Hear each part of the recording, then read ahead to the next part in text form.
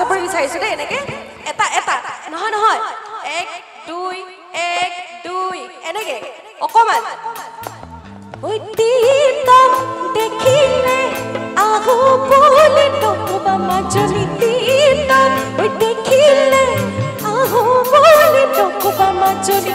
মাজনি ওই মোরে নমানি পড়া ঘর এটা গাবনে একেলগে গাব অকমান উঠিব নি